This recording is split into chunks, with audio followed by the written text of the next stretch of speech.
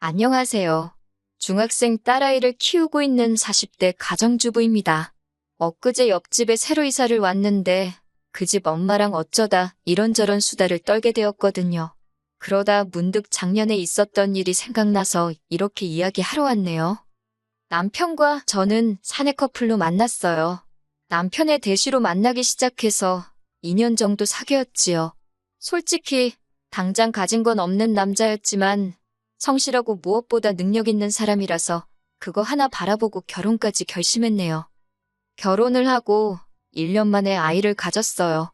원래는 좀 더 자리를 잡고 아이를 가지려고 했는데 그게 계획대로 되질 않았네요. 당시만 해도 산후조리원이 제법 비쌌거든요. 그래서 비교적 가까이 사시는 시어머니께 부탁을 드렸는데 손자도 아니고 손녀라서 봐주기 싫다 하시대요. 그 일로 남편하고 어머님 사이가 아주 틀어졌어요. 사실 저희 친정부모님은 시댁에 비하면 훨씬 먼 지역에 살고 계셨고 농사도 지으셨기에 염치불구하고 시어머니께 먼저 여쭤봤던 거거든요.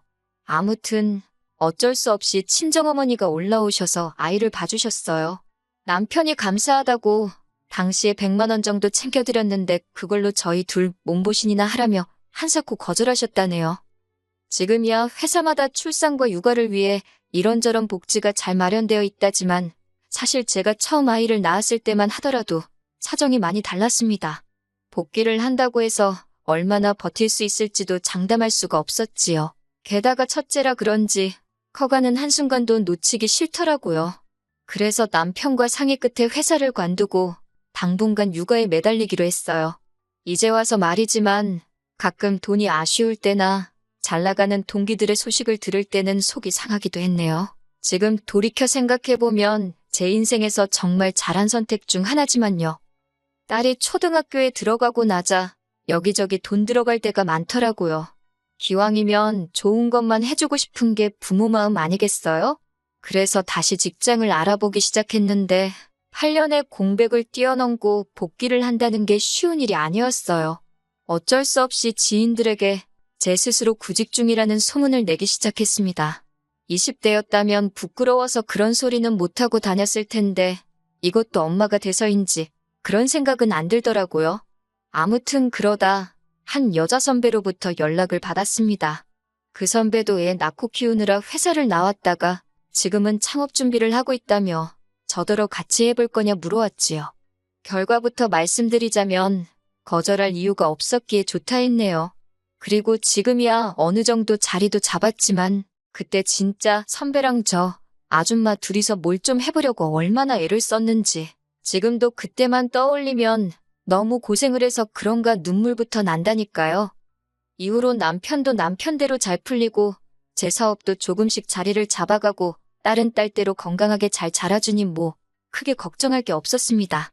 그리고 저희는 10년 만에 소위 강남에 입성하게 되었어요. 하지만 그때부터였습니다. 10년 가까운 세월을 아들 하나 못 낳았다며 저를 무시하고 제 딸을 거들떠도 안 보시던 어머님이 어찌나 아는 체를 하시던지요.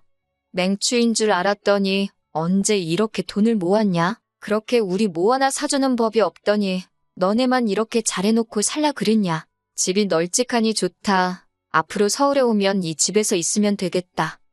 평소에도 워낙 시부모님이 생각 없이 말하는 편이라 그때도 그냥 나오는 대로 말씀하시는구나 생각하고 심각하게 받아들이지 않았습니다. 남편도 그랬다고 하더라고요. 그런데 이게 웬걸 시부모님 특히 어머님께선 정말 한 달에 한두 번씩은 꼬박꼬박 저희 집에 오기 시작하셨지요. 어디가 조금이라도 안 좋다 싶으면 무조건 강남 가야겠다고 강남 병원 가야 된다고 아주 죽는 소리를 하시면서 오셨는데 오시면 일주일까지도 머물다 가셨어요. 그리고 저희 일정은 조금도 신경 써주지 않으셨고요. 특히 제 경우에는 어느 정도 사업이 자리를 잡은 이후로는 주로 집에서 업무를 보고 있었거든요. 어차피 주된 거래처가 해외에 있었고 온라인으로 일이 이루어지다 보니 가능한 상황이었어요. 덕분에 딸에게도 소홀하지 않을 수 있었고요. 그렇다 보니 제가 집에 있다고 해서 갑자기 오신 어머님의 수발을 3일이고 일주일이고 들 수 있다는 건 아니었네요. 하지만 어머님은 그런 제 사정은 전혀 개의치 않으셨어요. 오히려 한 번은 영상 미팅을 하고 있는데 막무가내로 방에 들어와서는 어디 좀 데려다 달라고 하신 적도 있고 제 계약서를 냄비 받침 대신 쓰시기도 하셨으니까요. 결국 이런 상황을 반년 가까이 겪고 더는 견딜 수가 없던 제가 남편에게 힘들다고 털어놓았어요. 병원 때문에 오시는 거면 당일날 일 보고 내려가시라고 하고 태워다 드리고 그러는 것도 더는 못하겠다고요. 솔직히 무슨 시골 깡촌에서 오시는 것도 아니고 저희 시부모님 지하철 잘 되어 있는 광역시에 사시거든요. 그런데 매번 강남질이 운운하시면서 저 운전시키신 것도 솔직히 알면서 속아드린 거나 마찬가지였어요. 남편도 한숨을 한번 쉬더니 저 편할 대로 하랍니다. 그러면서 자기가 봐도 어머님이 지나치셨다며 진작에 자기가 어떻게 조치를 취했어야 하는데 그러지 못해서 미안하다 하대요. 하지만 얼마 후 여지없이 어머님은 머리가 아파서 내일 강남 올라간다며 밤늦은 시간에 통보하듯 연락을 해오셨습니다. 저는 저나 남편 둘 다 내일 시간이 안 되니 병원 조심히 왔다 가시라 했어요.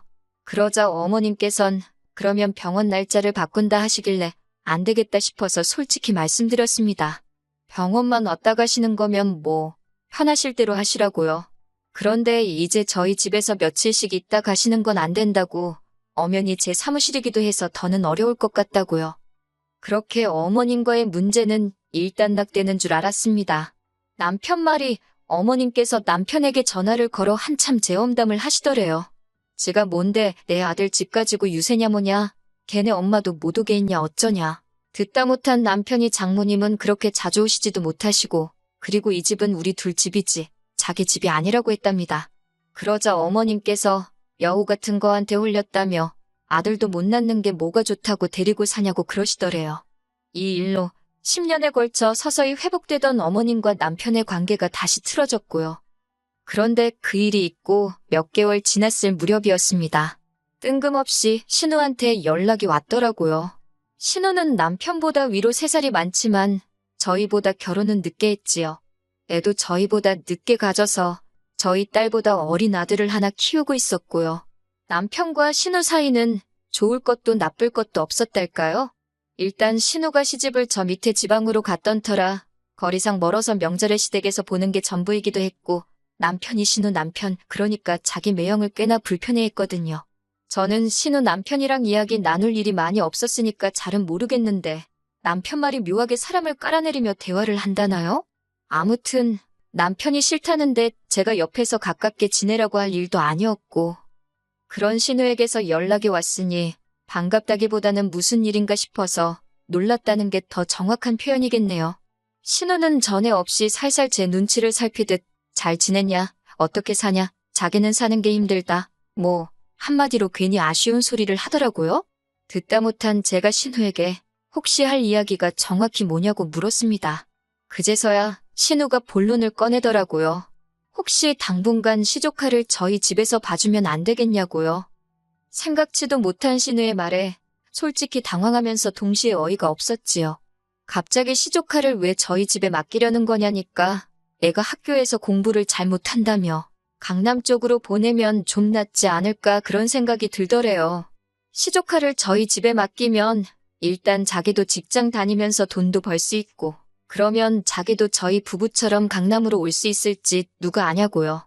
솔직히 말도 안 되는 핑계다 싶었고 시조카를 맡아주는 건 엄두도 안 났지요. 하지만 저는 일단 남편하고 상의해보겠다 했어요.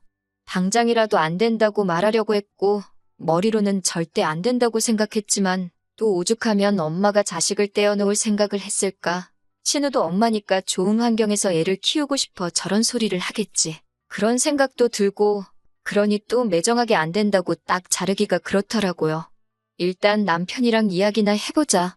그렇게 생각했습니다. 하지만 역시나 남편의 반응은 제 예상 그대로였어요. 남편이 말도 안 되는 소리를 한다며 어떻게 남의 집 애를 키우냐고요. 그리고 솔직히 남편까지 싫다는데 제가 설득을 하고 뭐 그렇게까지 하고 싶지는 않았습니다. 그래서 이튿날 신우에게 안 될 것 같다고 알렸네요. 저희도 맞벌이다 보니 딸 하나 챙기는 것도 힘에 부칠 때가 있다고 시조카까지는 어려울 것 같다고요. 저는 이렇게 대화가 잘 마무리된 줄 알았습니다. 신우도 잘 알아들은 듯 했고요. 물론 서운했는지 이후로 한 일주일 동안은 다시 예전처럼 연락도 없고, 물론 저야 오히려 마음이 편했지만요. 그런데 정말 딱 일주일 정도 지났을 무렵이었어요. 누가 저희 지폐를 눌러서 내다보니 웬 꼬마가, 그러니까 시조카였지요. 시조카랑 어머님이 같이 서 있는 게 아니겠어요? 이게 무슨 상황인가 싶어 문을 여니 어머님께서 시조카를 앞세워 다짜고짜 집 안으로 들어오셨습니다. 당황해서 제가 신우에게 전화를 거니 신우가 밝은 목소리로 전화를 받대요. 그러더니 한다는 소리가 애 보면서 일하는 거 힘들다고 하지 않았냐고, 그래서 어머님이랑 같이 보냈답니다. 어머님이 저희 집에 계시면서 애들을 봐주실 거라나요? 저도 제가 왜 이걸 먼저 물어봤는지 확실히 기억은 안 나지만 그럼 아버님은 어떡하냐고 물었어요. 그러자 아버님은 거기 계시면서 집을 파신다고 했답니다. 집 팔고 신혼의 집으로 가신다 했다나요? 그러면서 한다는 말이 자기가 아버님을 챙길 테니 저는 어머님하고 자기 아들 좀 잘 챙겨달랍니다. 어머님이 시조카를 데리고 막 저희 딸의 방으로 가시길래 제가 어딜 가시냐, 일단 거실에 계시라 했습니다. 어머님께선 당신이 생각해봤는데 저쪽 작은 옷방을 저희 딸이 쓰고 당신과 시조카 둘이서 저희 딸의 방을 쓰면 딱 좋을 것 같답니다. 여자애가 뭐 큰 방이 필요하냐면서요. 저는 남편에게 바로 전화를 걸었고 남편이 얼마 지나지 않아 조기 퇴근을 하고 집에 도착했습니다. 어머님께 이게 무슨 경우냐고 물으니 당신은 신우랑 저랑 대화가 다 된 줄 아셨다나요? 그리고 안 되었어도 기왕 왔으니 이렇게 짐도 다 챙겨왔으니 한번 살아보자입니다. 살아보고 정 안 되겠으면 그때 내려가신다나요? 남편이 바로 신우에게 전화를 걸었는데 신우도 찔리는 건 있는지 더는 안 받더라고요. 남편은 안 된다고, 어머님도 시조카도 같이 못 지낸다고 딱 선을 그었습니다. 그러더니 애 앞에서 못 보일 꼴 보이지 말자며 차에 타라고 하더라고요. 어머님께서는 이렇게 사람을 내쫓는 경우가 어딨냐며 저희더러 이기적이다, 내가 너를 그렇게 가르쳤냐, 잔소리 레파토리를 쏟아내셨어요. 하지만 남편은 전혀 굴하지 않고 시조카부터 차에 태우더라고요. 어머님께서도 결국 견디지 못하고 남편 차에 타셨고요. 그 길로 남편은 시댁으로 내달린 눈치였어요. 그리고 그 집에 어머님이랑 시조카를 같이 내려줬답니다. 어머님께서 시조카도 신혼에 데려다 주라고 그러셔서 알아서 하시라 그랬다네요. 어차피 처음부터 저희 집에도 애 봐주러 오셨다 하지 않았냐면서. 이후로 신우에게 몇 차례 전화가 걸려왔어요. 문자도 왔는데 한마디로 어떻게 자기 핏줄한테 그렇게 야박하게 구냐면서 남편 말이 신우고 뭐고 다 차단했답니다. 그리고 이번에도 전 나서고 싶은 생각은 없었기에 남편 뜻에 그대로 따르기로 했어요. 그래서 지금은 시부모님과도 신우하고도 연락하지 않고 편하게 지내고 있습니다. 솔직히 어머님께서 합가를 원하셨던 걸까? 그런 질문을 스스로 해보곤 하는데 이해가 되질 않더라고요. 합가를 욕심내시기엔 남편과의 관계가 애틋한 것도 아니셨고 그렇다고 저희 딸을 예뻐하신 것도 아니면서 주변 분들에게 단순히 자랑해 하고 싶으셨던 건가? 뭐 별의별 생각이 다 들긴 하는데 솔직히 신경 쓸 필요는 없는 것 같아요. 남편이 중간에서 대처를 잘해주었으니 그 사실에 고마워하며 지내려고요.